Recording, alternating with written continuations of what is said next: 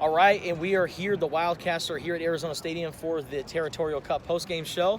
Michael Lev here with Justin Spears, and Arizona falling 41-40. ASU overcame a 19-point deficit, and the Wildcats lose. The Territorial Cup remains in Tempe, and Arizona's packing their bags even though they're already home. They finished the year 5-7. They're not going to a bowl game, and just like that, Kevin Sumlin's first season comes to an end. Michael, how do you sum all this up? Because, again, Josh Pollock, he was in position to win the game. He misses the field goal. But you look back at this game and you say, you know, the reason why Arizona lost wasn't because of Josh Pollock's field goal, because he was 4 for 4 going into that kick. Turnovers, going for two-point conversions that were failed, playing conservative in the second half when you had a big lead. I mean, you can look back at this game and say there are a lot of different things, a lot of different reasons why Arizona lost tonight. It is a story of missed opportunities, right? They completely dominated the game in the first half, yet they had only 22 points and had only an 8-point lead, right? Like, you look at Josh Pollock's setting a career high with 4 field goals. Like, that's good news, bad news, right? Yep. Good news is Josh Pollock made 4 field goals. The bad news is you put yourself in a position where you had to kick 4 field goals, right? They should have had a much bigger lead. And when they finally did build the lead up to 40-21, they went super conservative. They ran the ball 8 straight times, put themselves into kind of a must-pass situation. Then Khalil Tate throws an interception. It looked to me like he had Sean Poindexter open underneath. We asked Khalil about the interception after the game. He declined comment, basically wouldn't say what happened on the play. Good news, you know, defense holds them to a field goal. And then they turn the ball over again. A botched exchange between Khalil and J.J. Taylor. Play they've probably run 300 times this season, and many, many more times, you know, during practice. You know, it just looked like J.J. was maybe a half a step to the left more than where he usually was, and Khalil was reaching the ball to him, and they didn't quite get it. But you can look way before then, to me. Yeah. You know, like we talked about, the running plays when you're up 40-21, kind of taking your foot off the gas too early. Rushing 3, they kind of went into a prevent type of defense where, you know, they weren't really getting as much pressure on Manny Wilkins as they were earlier in the game. All of that stuff added up to a catastrophic loss that ends the season, prevents Arizona from going to a bowl game. To me, really changes the perception of this entire year. And how does it change the perception for you? I mean, success. I mean, you ask any Arizona fan, and they'll tell you, well, you know, as long as we beat ASU, right? They didn't do that. They did not beat ASU. They didn't go to a bowl game, right? They had kind of saved the season, right? They had gotten to 5-5. Everything was feeling good. You know, you figure coming out of that bye week, Washington State's going to be tough, but hey, ASU at home. And they had, again, like last year, they had this game, right? This game was theirs, and they gave it away. There's no two ways about it. So, you know, no one's going to, I hate to use the word failure because that implies that nothing good happened. Yeah. But in the big picture of things, considering Kevin Sumlin coming in, preseason expectations, Khalil Tate being here, et cetera, finishing 5-7, not going to a bowl game, that unfortunately is a failure. And you bring up failure, that's a really good point. The perception going into this season. Khalil Tate on a Sports Illustrated cover, hand him the Heisman. Even my guy Max Meyer, who writes for SI, he predicted they're going to go 9-3, and they're going to go to the Rose Bowl. And now here we are, 5-7. Arizona's not going anywhere. Now, but if they had just won this game, the conversation is so different. Yeah. Right? It was like, oh, you know, they started 0-2, they won 4, they won 6 of their 6 of their last 10 to get to 6-6. They're going to a bowl game. They beat ASU. They got the Territorial Cup back. Positive momentum heading into the offseason. Instead, Kevin Sumlin's talking about, you know, that feeling that they have in the locker room and using that as fuel, as motivation for off-season workouts and all those sorts of things. And now, Justin, we have to wonder, like, are there going to be changes? Yeah. Right? Are there going to be coordinator changes? A lot of question marks. Quarterback change? Tell them what happened when I asked. Tell them the context, too, because there was a context. So, this guy, Michael Lev here, one of the best reporters this side of the Mississippi, he asked Khalil Tate about the turnovers. What happened with the late game fumble with J.J. Taylor, and was there a misalignment? And he just looked at this guy and said, yeah, it was a misalignment.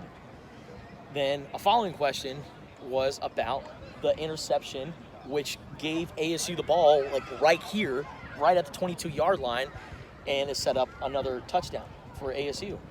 And those are two costly turnovers, like Kevin Sumlin said, inside your own 50. That's huge. When Michael Lev asked Khalil Tate about the late game interception, what did you see? He just kind of looked around. He had a frustration look on his face, and rightfully so. However, he didn't even bother to answer the question. He didn't even say no comments or next question. He did not. Sean Poindexter had to say next question, and then the linebacker Colin Schooler had to interrupt and say, no, this is what happened. This is what's going on. And then you ask him, well, this is a pretty big deal that you have going on here. Kevin Sumlin and his new staff, they're building something. Are you going to be a part of it next season? And he said, no comment. Next question. That was it. Or next question. Yeah, it was the Terrell Owens treatment. I mean, look, if you're going to be a big-time starting quarterback, you have to take accountability, right? Yeah. That's what we're talking about here. You know, throw an interception, fumble the ball, whatever happens. I don't think you go out there and say it was some bad luck. You know, that's what he chalked it up to. I don't think that's bad luck. I mean, maybe the exchange was bad luck. We didn't really get any sort of explanation for that. The interception certainly was not. No. I mean, he could have run the ball. He could have checked it down. He could have thrown it out of bounds. Anything would have been better than what actually happened. It's very disappointing to me that Khalil has been in these situations before and hasn't really learned from them. On the interception, was he trying to pass it to Tony Ellison? I think so. Sean Poindexter was cutting across maybe 10 yards downfield. There was no one near him. And I don't know if he didn't see him or what, but, you know, he's kind of always goes, you know, we talked about it. They talked about it earlier in the week. He always goes for the long ball, right? But the context of my question about do you expect to be a part of it next year was when he said something to the effect of, you know, they've got a very bright future. Arizona has a very bright future. They have things to look forward to, right? It wasn't just out of the blue. Yeah. He is a junior. He is draft eligible. I don't think anyone thinks that he's an NFL-ready quarterback by any means. Definitely needs another season. Whether that happens here at Arizona or elsewhere remains to be seen. Because he's got 3.5 years of eligibility. Or he went here for 3.5 years. Right. For 3.5 semesters. So he technically can still be a graduate transfer, but still. We don't know what his academic situation is, but it's conceivable that he could graduate here before next season, which would enable him to be a grad transfer and go to another school. But that's just pure speculation. But Kevin Sumlin said they're going to sit down, they're going to talk about his future, and he brought up the word NFL, and I think if you look at or you talk to some scouts and you get a good evaluation of where you're at, I think Khalil Tate, he's going to get a brutal answer. He's going to have to face the fact that after this year, he's not quite ready for the NFL. I don't think it's even quite. He's not close. No. Sorry, he's not. No. To run an NFL-type system. No. I mean, I hate to make this comparison, right?